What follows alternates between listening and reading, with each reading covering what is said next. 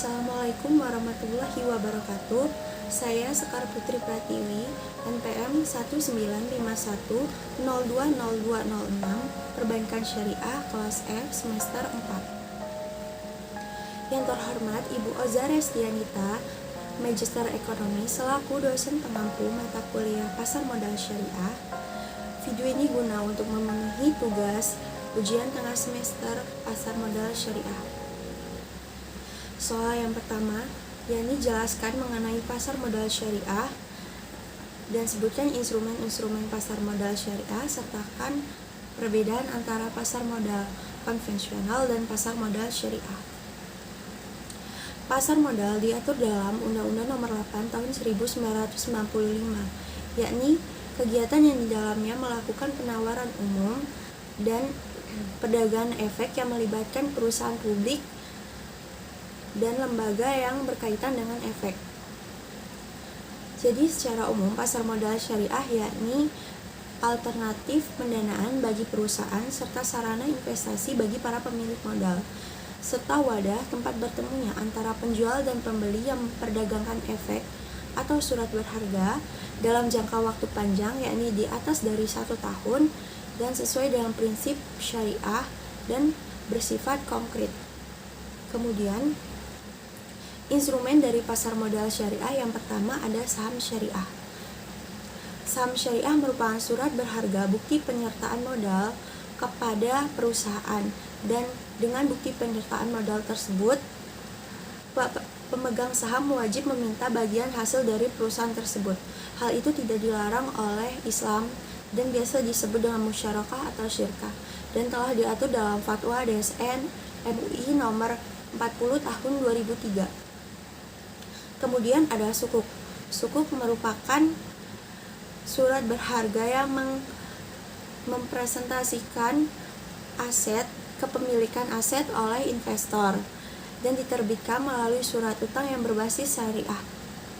Sukuk diterbitkan oleh BUMN ataupun perusahaan swasta. Kemudian yang ketiga ada reksadana syariah. Reksadana syariah adalah reksadana yang sesuai dengan prinsip-prinsip syariah. Reksadana syariah pada umumnya digunakan bagi para masyarakat yang ingin berinvestasi dengan modal yang sedikit, contohnya dengan modal 100.000, dan memiliki keterbatasan waktu dalam berinvestasi serta minimnya pengetahuan mengenai resiko dalam berinvestasi.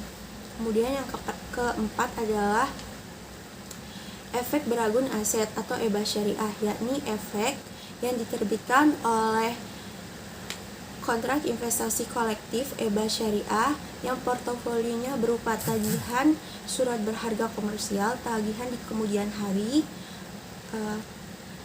investasi efek dalam jangka investasi efek yang dijamin oleh pemerintah dan sesuai dengan prinsip syariah. Dan yang kelima ada sertifikat berharga komersial syariah. Ini merupakan bukti pengakuan atas pembiayaan sesuai dalam jangka waktu tertentu dan sesuai dengan prinsip Islam. Kemudian perbedaan antara pasar modal konvensional dan pasar modal syariah. Dalam pasar modal konvensional diatur dalam Undang-Undang Nomor 8 Tahun 1995. Sedangkan di dalam pasar modal syariah diatur dalam Undang-Undang Nomor 8 Tahun 1995 dan diatur dalam Fatwa DSN MUI. Kemudian indeks dalam pasar modal konvensional, seluruh saham yang tercatat akan dimasukkan ke dalam indeks saham tanpa mempertimbangkan halal dan haramnya. Sedangkan pada pasar modal konvensional, pada pasar modal syariah hanya beberapa saham saja yang akan dimasukkan ke dalam indeks saham. Hal itu karena berprinsip pada ajaran Islam. Kemudian yang berikutnya yang diperjualbelikan pada pasar modal konvensional berupa saham, obligasi, dan reksadana. Kemudian ada juga waran. Namun di dalam pasar modal syariah yang diperjualbelikan berupa saham syariah, sukuk, dan juga reksadana syariah. Kemudian ada EBA syariah dan surat berharga komersial syariah. Kemudian pertanyaan yang kedua adalah sebutkan risiko berinvestasi di pasar modal syariah dan bagaimana cara menanggulangi risiko tersebut. Yang pertama ada risiko daya beli atau purchasing power risk. Pada hal ini, investor memilih dan mencari perusahaan investasi yang akan memperoleh profit atau keuntungan yang sekurang-kurangnya sama dengan investasi sebelumnya. Dan pada hal ini juga investor akan mengharapkan pendapatan atau capital gain dalam waktu yang tidak lama atau dalam jangka waktu pendek. Kemudian risiko yang kedua ada risiko bisnis atau business risk. Dalam risiko bisnis ini berarti menurunnya kemampuan perusahaan dalam menghasilkan profit atau laba, sehingga perusahaan tersebut menurunnya juga kemampuan dalam memberikan imbalan atau dividen kepada investor. Kemudian risiko yang ketiga adalah risiko tingkat suku bunga atau interest rate. Apabila tingkat suku bunga mengalami kenaikan, maka masyarakat cenderung memilih harta digunakan untuk tujuan konsumtif. Jadi tingkat suku bunga ini tentunya mempengaruhi investasi. Jadi semakin tinggi tingkat suku bunga, maka akan semakin tertekan harga saham atau surat berharga yang diperjualbelikan. Kemudian risiko yang keempat adalah risiko market risk atau risiko pasar. Dalam risiko pasar ini, apabila pasar mengalami tren bullish atau mengalami kenaikan, maka harga saham juga akan mengalami kenaikan. Namun apabila mengalami tren bearish, maka nilai saham juga akan turun. Jadi naik turunnya saham itu dipengaruhi oleh tren bullish dan tren bearish. Kemudian yang terakhir adalah resiko likuiditas atau liquidity risk. Dalam hal ini berarti kemampuan surat berharga diperjualbelikan untuk mendapatkan keuntungan dan meminimalisir kerugian dan tidak adanya kerugian. Kemudian cara menanggulanginya, yang pertama adalah kita menggunakan uang dingin. Uang dingin adalah uang yang tidak digunakan dalam jangka waktu tertentu, karena kita tidak mengetahui pada saat berinvestasi apakah kita mengalami kerugian ataupun kita mendapatkan profit. Karena dalam berinvestasi saham, harga saham itu mengalami fluktuatif atau naik turun, jadi kita tidak mengetahui. Jadi kita harus menerapkan strategi yang tepat dalam berinvestasi. Kemudian yang kedua adalah kita harus memilih berinvestasi dalam jangka panjang dan berinvestasi secara bertahap. Maksudnya adalah apabila kita berinvestasi dalam jangka pendek, maka itu akan lebih besar resikonya, karena kita belum tentu mendapatkan profit atau keuntungan sesuai dengan target price kita di awal. Jadi lebih disarankan untuk berinvestasi jangka panjang karena akan meminimalisir risiko kerugian, yakni dengan cara pembelian saham secara bertahap. Dengan pembelian saham tersebut kita menggunakan analisis teknikal. Analisis teknikal sendiri merupakan analisis teknik pergerakan pendekatan saham. Jadi pada analisis teknikal ini yang diperlukan adalah berupa chart atau diagram serta data-data di masa lalu. Jadi data kinerja perusahaan tidak diperlukan. Kemudian yang ketiga adalah kita memiliki sektor investasi yang baik, karena dengan kita memilih sektor investasi dengan performa yang bagus, tentunya itu akan mempengaruhi harga saham. Apakah harga saham itu akan bagus ataupun akan buruk. Jadi dengan memilih sektor perusahaan investasi, kita menggunakan teknik analisis fundamental. Teknik analisis fundamental yakni teknik mempelajari laporan keuangan di suatu perusahaan, yakni dengan memperhatikan hal-hal berupa karakteristik perusahaan tersebut. Jadi kita harus memperhatikan rasio juga yang diperlukan dalam analisis fundamental, berupa return on equity atau ROE, ada juga dividend yield, kemudian ada juga EPS dan yang lainnya. Kemudian soal yang ketiga, kemudian yang berikutnya adalah diversifikasi saham. Diversifikasi saham merupakan cara menanggulangi kerugian, yakni karena kita akan membeli saham tidak hanya dari perusahaan satu emiten saja, tapi kita membagi beberapa bagian saham. Kemudian yang selanjutnya adalah strategi cut loss. Strategi cut loss itu dilakukan apabila saham kita mengalami penurunan senilai 5%.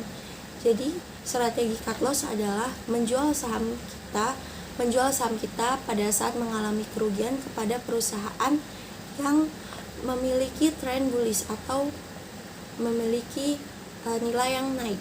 Kemudian yang terakhir adalah berinvestasi dengan dana yang sedikit.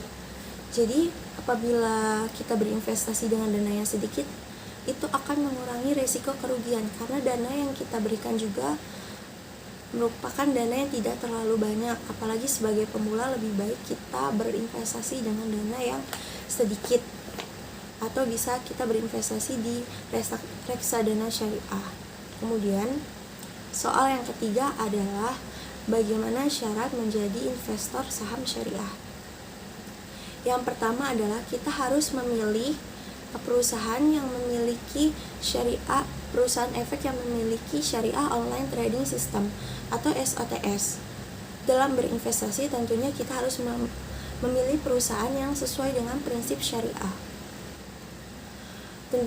Hingga dari itu kita harus memilih perusahaan efek yang memiliki SOTS atau syariah online trading system. SOTS sendiri merupakan sistem transaksi saham syariah secara online yang sesuai dengan prinsip-prinsip syariah di pasar modal. SOTS sendiri telah dijelaskan pada Fatwa DSN MUI nomor 80 tahun 2011. Nah, SOTS telah dikembangkan oleh anggota bursa dan sekarang telah ada 18 anggota bursa yang memiliki SOTS. Kemudian yang kedua ada kita membuka rekening efek saham syariah. Setelah kita memilih dan mencari perusahaan efek yang kita minati, kemudian kita akan membuka rekening efek saham syariah, yaitu dengan cara seperti memotokopi KTP, fotokopi NPWP, dan sebagainya. Kemudian yang ketiga adalah kita memastikan apakah kita telah menjadi investor saham syariah atau belum. Jadi ciri-ciri kita telah menjadi investor adalah kita mendapatkan nomor rekening efek, kemudian mendapatkan nomor rekening dana nasabah, kemudian mendapatkan password, username, dan aplikasi SOTS. Kemudian yang berikutnya adalah kita menginstal aplikasi SOTS dan mentransfer modal awal untuk berinvestasi. Jadi dalam berinvestasi kita diwajibkan untuk mentransfer modal awalnya. Biasanya sejumlah Rp100.000, tetapi hal itu sesuai dengan perusahaan efek yang kita pilih. Dan setelah kita mentransfer modal awal, kita dianjurkan untuk menginstal aplikasi SOTS. Kemudian yang berikutnya adalah yang terakhir, kita harus mengenali perusahaan efek yang akan kita minati. Jadi kita dalam memilih perusahaan, kita harus memikirkan apakah perusahaan itu sesuai dengan syariah ataupun tidak. Jadi kita harus memeriksanya terlebih dahulu di data efek syariah atau DES yang telah diterapkan oleh OJK. Kemudian soal yang terakhir adalah bagaimana pentingnya investasi dalam Islam. Investasi sendiri telah diterapkan pada zaman Rasulullah SAW. Nabi Muhammad telah melakukan kegiatan investasi seperti berdagang dan berbisnis pada zamannya. Kemudian pada zaman sekarang ini investasi sangatlah penting karena dengan investasi dana yang kita miliki menjadi lebih bermanfaat bagi masyarakat luas dalam pembangunan ekonomi. Karena dalam ajaran Islam, sebaiknya harta yang kita miliki itu tidak hanya disimpan, tetapi kita produktifkan, seperti halnya berinvestasi, karena hal itu akan mensejahterakan masyarakat luas. Kemudian dengan investasi juga kita tentunya memiliki dana jaga-jaga atau tabungan untuk di masa yang akan datang, karena kita tidak mengetahui apa yang akan terjadi di masa yang akan datang. Kemudian investasi ini juga dapat kita wariskan kepada keturunan kita nantinya apabila dia belum mampu untuk membiayai kehidupannya sampai ia mampu. Hal itu tertuang dalam surat An-Nisa ayat 9. Jadi investasi ini tidak hanya untuk pembangunan ekonomi negara saja, tetapi berinvestasi ini penting untuk kehidupan dunia maupun kehidupan akhirat, karena tujuannya yakni kita memperhatikan kesejahteraan masyarakat luas. Sekian yang bisa saya sampaikan. Apabila ada salah kata, saya mohon maaf. Kepada Allah saya mohon ampun. Wabillahi taufik wal hidayah. Wassalamualaikum warahmatullahi wabarakatuh.